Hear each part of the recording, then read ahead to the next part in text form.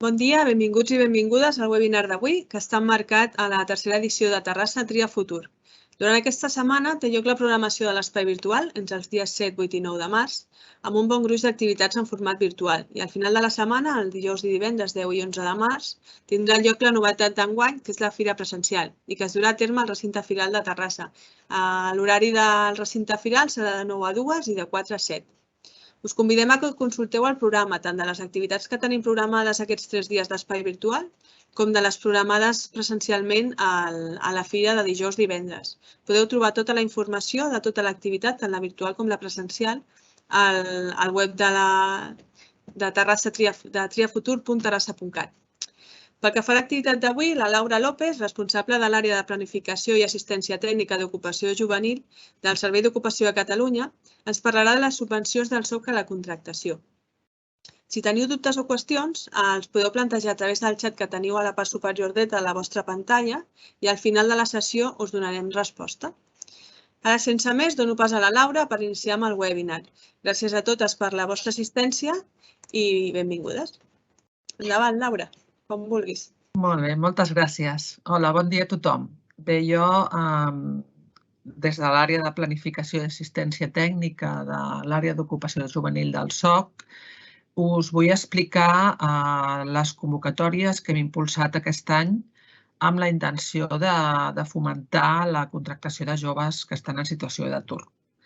Llavors, aquestes subvencions s'han finançat amb fons europeus de REACT-EU i en aquesta presentació el que vull és explicar-vos i donar-vos informació sobre quines són les condicions d'aquestes convocatòries, com s'han de presentar les sol·licituds, quin és el procediment i una mica aclarir-vos els possibles dubtes que us puguin sorgir, d'acord? Bé, per començar, dir-vos que us explicaré aquests 5 punts que veieu en aquesta diapositiva, que són quines són les modalitats de contractació que es poden fer, quines són les entitats beneficiàries de la subvenció, quins són els requisits de les persones destinatàries, quin és el procediment per presentar la sol·licitud de subvenció i, finalment, com es fa el pagament i quina és la quantia de la subvenció. Molt bé.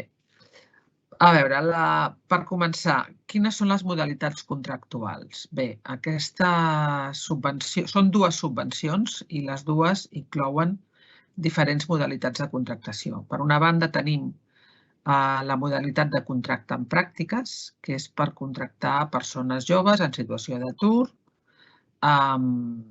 que puguin acollir-se a un contracte en pràctiques, és a dir, que tinguin els requisits necessaris per poder fer aquest tipus de contractació, tal com indica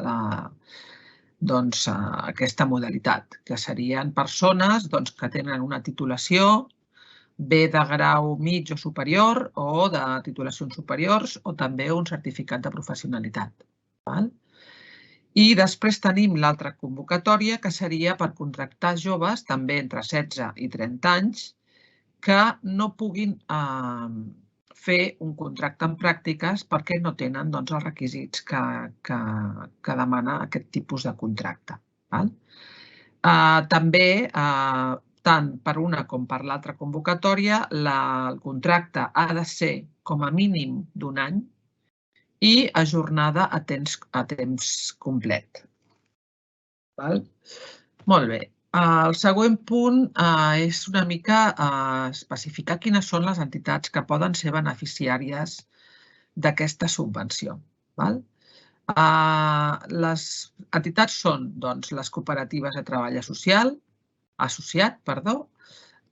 les persones físiques o jurídiques privades i les comunitats de béns en capacitat per subscriure un contracte de treball i les entitats sense ànim de lucre, associacions i fundacions. Molt bé, llavors, quins són els requisits que han de complir les persones joves que es poden contractar? A veure, és molt senzill. Aquesta convocatòria, tant per una com per l'altra modalitat de contractació, Els joves han de ser sempre entre 16 i menors de 30 i això és molt important, han d'estar inscrites al SOC com a persones demandants d'ocupació no ocupades, el que se'n diu dins del SOC donos. Aquests requisits s'han de complir el dia anterior a l'inici del contracte. Per tant, és molt important i això us ho dic realment molt important en el sentit que és un requisit que si no es compleix no es pot atorgar el contracte. I tenint en compte que els contractes s'han de presentar signats en el moment de la sol·licitud, doncs val la pena que es tingui en compte que aquest requisit previ s'ha de complir per després poder atorgar la subvenció. Com acreditar aquests requisits? Doncs molt senzill, a través de les oficines de treball de la Generalitat. Hi ha diferents maneres d'acreditar aquest requisit de ser dono. Es pot fer o bé acudint directament a l'oficina a través del telèfon 900 demanant cita i podent anar allà per demanar aquest informe i aquesta acreditació de ser dono, o bé també es pot fer directament, el jove ho podrà fer a través del web, un cop inscrit com a demandant d'ocupació amb un codi que li donaran, un codi d'usuari i que amb aquest codi podrà sol·licitar aquest informe de la seva situació laboral. Una cosa també important a comentar-vos és que si ho fa directament el jove a través del portal web, ho ha de fer el mateix dia que vol que li certifiquin que és dono, és a dir, el dia anterior a l'inici del contracte. En canvi, si ho fa a través de l'AOT, l'AOT li pot certificar en el dia que demani, tot i que no sigui el mateix dia que ho està demanant. D'acord? Molt bé. Per altra banda, com us deia abans, els que vulgueu fer un contracte en pràctiques haureu de també acreditar el nivell formatiu de les persones joves. Quan a l'altre tipus es pot fer qualsevol modalitat de contracte vigent en aquests moments. Molt bé. D'acord. Llavors, el següent punt seria quin és el procediment per presentar la sol·licitud de subvenció. En primer lloc, dir-vos que els terminis es van ampliar el passat dia 28 de febrer, en el sentit que es va ampliar un mes tant la presentació de sol·licituds, que ara és fins al 30 d'abril, com l'execució dels contractes, que poden ser des d'un mes abans de la resolució de convocatòria, és a dir, des del 30 de novembre, perquè la convocatòria es va publicar el 30 de desembre, i els contractes poden iniciar-se com a màxim l'1 d'abril d'aquest mes, d'aquest any, i poden finalitzar com a màxim fins al 31 de març del 2023. Això tenint en compte que són contractacions com a mínim d'un any. D'aquí que l'inici pugui ser com a màxim l'1 d'abril perquè puguin passar 12 mesos fins a la data màxima d'execució, que és el 31 de març. Molt bé. Quina és la documentació que obligatòriament s'ha de presentar amb la sol·licitud? Doncs, com us deia, el contracte de treball, degudament signat i comunicat a contracte, i la memòria tècnica.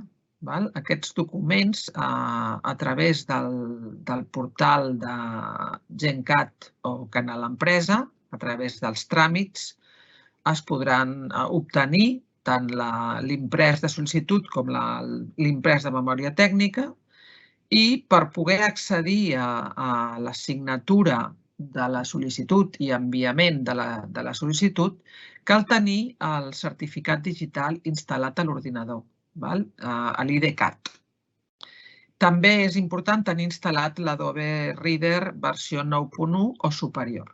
A partir d'aquí, també dir-vos que en el web del SOC, dins de l'apartat de foment de la contractació, trobareu una guia de sol·licitud en la qual se us explica pas a pas quins són els passos que heu de fer per fer la sol·licitud. Està molt ben explicat, amb pantalles, indicant-nos on heu de clicar, quan, com ho heu d'enviar i ja està tot. I a més, sempre amb els telèfons del SOC o amb l'adreça de correu que després més endavant de la presentació veureu, podeu trucar, podeu fer qualsevol consulta. Per últim, el darrer punt de la presentació, explicar-vos que el pagament i la quantia de la subvenció, que són un mòdul únic de 17.684,52 euros per contracte, que això seria 1.473,71 euros per mes. Multiplicat pels 12 mesos tindríem el mòdul complet. Aquest mòdul inclou el sou de la persona contractada i també les despeses a la seguretat social, etc. Llavors, com s'efectua el pagament de la subvenció? Doncs el pagament es fa en dues parts. En el moment de l'inici, en el moment de l'atorgament i a partir de la concessió de la subvenció, es fa una primera bestreta del 80%. I al final, un cop executat el contracte i degudament justificada l'execució del mateix, es fa un pagament del 20% restant.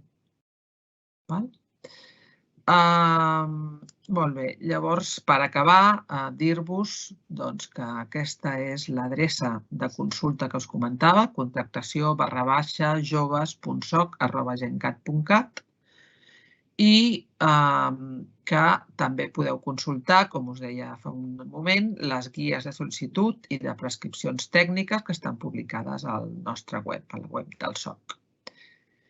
Molt bé, moltes gràcies per la vostra atenció i bé, ara qualsevol pregunta que tingueu que fer, a través de la Verònica intentarem donar resposta a les vostres consultes i si no, com us deia, després a través d'aquesta adreça de correu podeu enviar-nos qualsevol consulta que tingueu. Moltes gràcies a tots. Moltes gràcies, Laura. Ara mateix no hi ha cap pregunta al xat. No sé si de les persones que hi ha connectades teniu algun dubte o voleu plantejar alguna qüestió concreta. Si no, com deia la Laura, a través de la bústia de correu que apareixia a la presentació, també podeu plantejar, o a través de la guia, no, Laura? Sí. Doncs, si vols, ho deixem aquí, perquè sembla que ho has explicat també, que no hi ha dubtes. Molt bé.